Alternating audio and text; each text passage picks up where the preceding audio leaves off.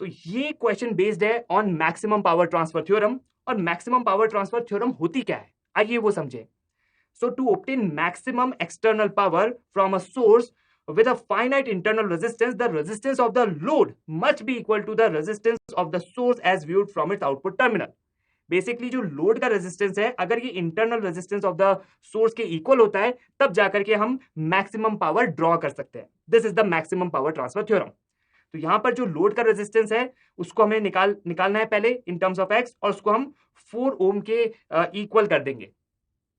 So load resistance क्या है, 6 and x are in parallel, so we will say 6x divided by 6 plus x, और उसके बाद 2 ohm is in series, so हम 2 add कर देंगे, and this entire thing must be equal to 4 ohm, और यहां से हमारे पास में आया 6x divided by 6 plus x, this is equal to 2, and 2 3s are 6, and we have 3x is equals to 6 plus x, basically x is coming out to be equal to 3. So x की value हमें find करनी थी to draw the maximum power, and we got the answer as x equal to 3 ohm. So this is the answer for this question. अब हमारा अगला question ये based है metre bridge पर। A metre bridge is set up as shown to determine the unknown resistance x using a standard 10 ohm resistor. The galvanometer shows null point when tapping key is at 52 centimeter mark. The end corrections are 1 centimeter and 2 centimeter respectively for ends A and B. The determined value of x is. तो यहां पर x की final value क्या होगी, that is the question. So this is x, this is 10 ओम। अब हमें x की जो फाइनल डिटरमाइंड वैल्यू है वो बतानी है। अब देखिए इस टाइप के क्वेश्चन, ये मीटर ब्रिज वाला कंसेप्ट जो है बहुत इजी है, that is similar to Wheatstone bridge concept.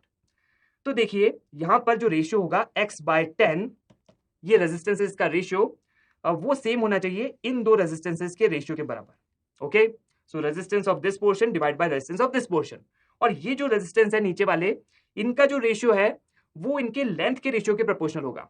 So ideally if there is no end correction, तो हमारे पास आना चाहिए L1 divided by 100 minus L1 ideally.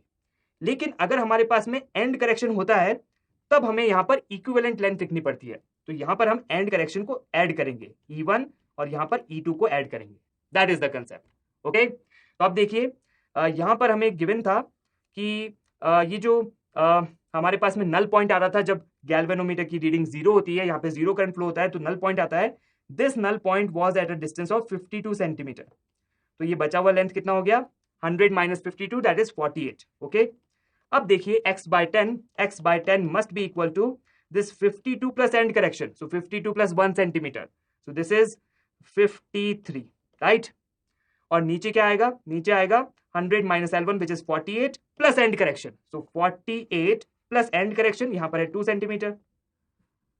तो अब देखिए हमारे पास में x की value I, x is equals to 53 divided by 5 which is about 10.6 ohm, so we can say 10.6 ohm, option B is the correct answer for this question. तो इस question में हमने मीटर ब्रिज का कंसेप्ट सीखा, और हमने ये भी सीखा जब एंड करेक्शन दिए होते हैं तब कैसी इक्वेशन लिखनी होती है। So option B is the right answer for this amazing question. अब चलिए एक और क्वेश्चन देखें। This question is based on electrical instruments. A galvanometer gives full scale deflection with 0.006 ampere current by connecting it to 4990 ohm resistance. It can be converted into a voltmeter of range 0 to 30 volt. It is if connected to 2n by 246 ohm resistance, it becomes an ammeter of the range 0 to 1.5 ampere. The value of n is, तो हमें n की value find करनी है, that is the question. अब इस question को solve करना बड़ा आसान है। इस क्वेश्चन को सॉल्व करने के लिए आपको कंसेप्ट पता रहना चाहिए कि हमें वोल्ट मीटर बनाना हो गैल्वेनोमीटर की मदद से तो कैसे बनाते हैं, अगर हमें एमीटर बनाना हो गैल्वेनोमीटर की मदद से तो कैसे बनाते हैं। तो आइए दोनों के कंसेप्ट को समझें। देखिए आपके पास है गैल्वेनोमीटर, अगर आपको वोल्ट मीटर बनाना है तो आप एक बहुत हाई रेजिस्टेंस सीरीज में लगा दीजिए, और ये जो डब्बा है आपका जिसमें galvanometer and this very high resistance दोनों मौजूद हैं, इस डब्बे का नाम होगा वोल्ट मीटर। ओके ठीक है, एमीटर बनाना है तो क्या करेंगे, एमीटर बनाने के लिए आप लीजिए गैल्वेनोमीटर, अच्छा सा गैल्वेनोमीटर लेना, और उसके बाद में उसके पैरेलल में आप एक बहुत लो रेजिस्टेंस ऐड करिए। यहां पर लो रेजिस्टेंस हमको लगाना है पैरेलल में, ताकि ये बहुत सारा करंट अपने थ्रू पास करने दे। सो दिस इंटायर डब्बा इज एमीटर।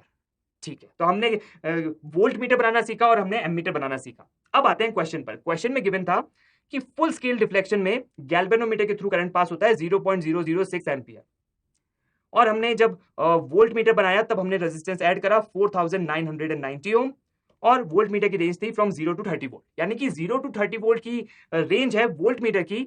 जब मैक्सिमम डिफ्लेक्शन होगा तब जो रीडिंग आएगी वो आएगी 30 वोल्ट। ठीक है, तो जो भी हमारा डिवाइस है उसमें मैक्सिमम डिफ्लेक्शन पर 30 वोल्ट लिखा है। ठीक है, तो मैक्सिमम डिफ्लेक्शन तब होगा जब ये पोटेंशियल डिफरेंस होगा 30 वोल्ट, राइट। ओके, अब देखिए क्वेश्चन में गिवन था कि हमने बनाया इसको गैल्वेनोमीटर की मदद से, और गैल्वेनोमीटर में कितना करंट पास होता है एट मैक्सिमम डिफ्लेक्शन, वो होता है 0.006 एम्पियर। तो हम यहां पर इतना करंट पास कर देते हैं 0.006 एम्पियर। ओके, और हम मैक्सिमम डिफ्लेक्शन वाली सिचुएशन देख रहे हैं। सो आपके पास आएगा 0.006 times the total resistance of this dabba, which is 6, which is G plus 4990.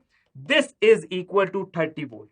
Okay, this is the potential difference across this dabba at maximum deflection, and we can see that we will get the value of G. तो G की value यहां से आ रही है, बहुत easy है, 5000 minus 4990 and this is equal to 10. ठीक है, G की वैल्यू 10 आ गई। अब हम आते हैं नीचे वाले एमीटर पर। So if it is connected to 2N by 246 ohm resistance, it becomes an ammeter of the range 0 to 1.5 ampere. तो हमारे एमीटर की रेंज कितनी है, 0 to 1.5 एम्पियर। तो हम मैक्सिमम डिफ्लेक्शन वाली सिचुएशन देखेंगे। जब ये क्वेश्चन आए तब आप कूदिए मैक्सिमम डिफ्लेक्शन पर। तो यहां पर मैक्सिमम डिफ्लेक्शन पर करंट है 1.5 एम्पियर थ्रू दिस एंटायर डब्बा, दिस इज एमीटर। अब मैक्सिमम डिफ्लेक्शन पर गैल्वेनोमीटर के थ्रू जो करंट पास होगा that is IG is equal to 0.006 ampere. Okay, और जो बचा हुआ करंट है वो इस रेजिस्टेंस के थ्रू पास होगा। इस रेजिस्टेंस को हमने लिख दिया R।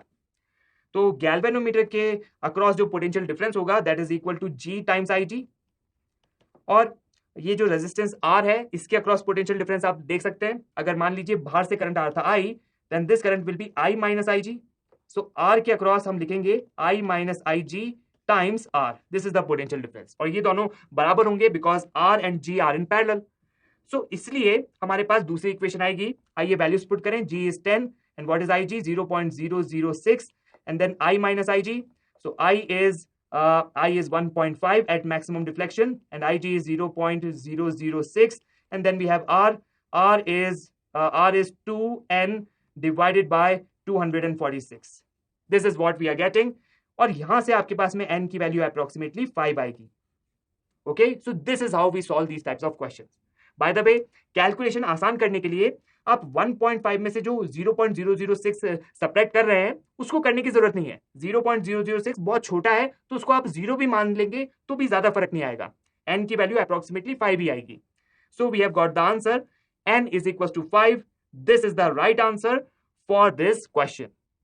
अब आइए अगला क्वेश्चन देखें। दिस इज आवर सरप्राइज जो कि हमने शुरुआत में डिस्कस करा था। This is a question on RC circuit. Yes, हमसे मिलने आया है capacitor. Wow, let's welcome him.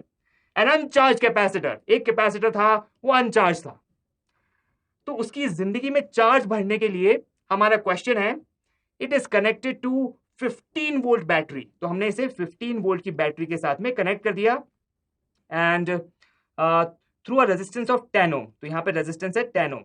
Okay, तो हमने इसको ऐसे कनेक्ट कर दिया। तो मान लीजिए यहां पर है स्विच को हम क्लोज कर देंगे। It is found that in time of 2 microsecond, potential difference across the capacitor becomes 5 volt. Find the capacitance of the capacitor. Take Ln 1.5 to be equal to 0.4. ठीक है, तो जब हम इस स्विच को बंद कर देंगे तो 2 माइक्रोसेकंड बाद इस कैपेसिटर के अक्रॉस पोटेंशियल डिफरेंस होगा 5 वोल्ट, और हमें कैपेसिटेंस की वैल्यू फाइंड करनी है। ठीक है, तो ये है हमारा question.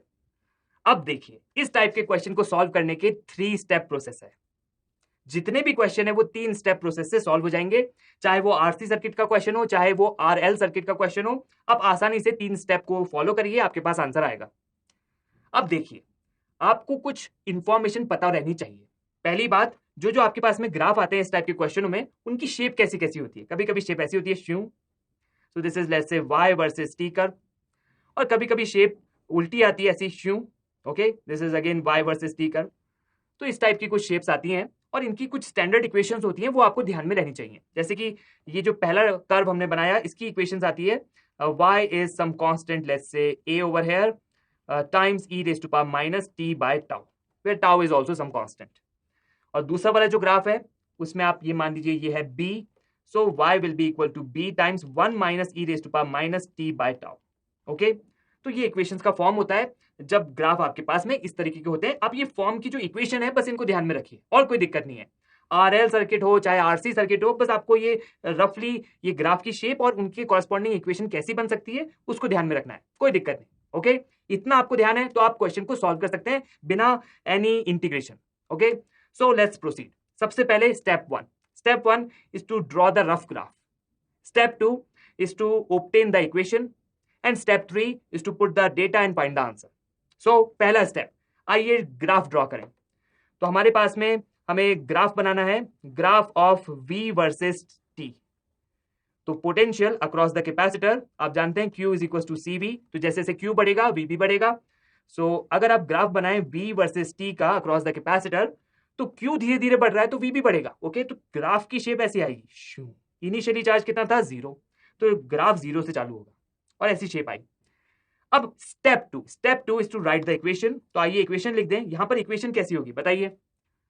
The equation will be of the form this length, this is by the way 15, क्योंकि आखिरी में at t is equal to infinity पूरी की पूरी जो पोटेंशियल है इसके अक्रॉस, कैपेसिटर के अक्रॉस, वो हो जाएगी 15 volt, the potential of the battery itself, and current will be 0। Okay, so it will behave like a open circuit. Now we can say the equation is V is equals to this 15 times 1 minus e raised to power minus t divided by tau। और ये tau क्या है? Well, tau in case of RC circuit उसकी value होती है R equivalent times C। यहां पर जो टोटल रेजिस्टेंस है that is 10 ohm only, so tau will be equal to 10C। तो आइए वैल्यूज पुट करें। अब हम t की वैल्यू रखेंगे 2 माइक्रोसेकंड और V हो जाएगा 5 volt. So 5 is equals to 15 times 1 minus e raised to power minus 2 into 10 raised to power minus 6 divided by tau which is 10C। Okay, अब देखिए इसको थोड़ा सा सॉल्व करना है, थोड़ी सी मैथमेटिक्स है। सो 5 by 15 is 1 by 3, 1 minus 1 by 3 is 2 by 3, and we are getting e raised to power 2 into 10 raised to power minus 6 divided by 10C is equals to 3 by 2। उल्टा कर दिया हमने सब कुछ, और यहां पर ln अगर आप लेंगे तो आपके पास में आ जाएगा 2 into 10 raised to power minus 6 divided by 10C, this is equal to ln 3 by 2। ln 3 by 2 की वैल्यू आपको गिवन है 0.4, ln 1.5 है 0.4, तो आपके पास यहां से C की वैल्यू आएगी C is equals to 2 into 10 raised to power minus 6 divided by 10, and then we have ln 3 by 2, this is 0.4, और आपके पास में फाइनली आ रहा है 0.5 माइक्रोफैरड। वाओ, सो C की वैल्यू हमारे पास में आ चुकी है 0.5 microfarad, and this is the right answer for this question. So this was the special surprise. We have welcomed the capacitor and we have learned the 3-step method to solve all the RC circuit questions. और RL circuit में भी आप इसको use कर सकते हैं, no problem. Okay, बस वहां पर टाउ कुछ अलग होता है। So we will deal with that when we learn about that. वैसे आपको पता है, आप तो रिवाइज कर रहे हैं तो आप ऑलरेडी जानते हैं टाउ क्या होता है in case of RL circuits. Okay, so you can use this method and you can have a good practice on this. सो आज हमने करंट इलेक्ट्रिसिटी रिवाइज करा, हमने देखा how to find the resistance, हमने KVL KCL कैसे apply करते हैं ये भी सीखा, और इसके अलावा हमने इलेक्ट्रिकल इंस्ट्रूमेंट्स पर भी कुछ क्वेश्चंस देखे। I wish you all the luck, stay healthy and keep learning.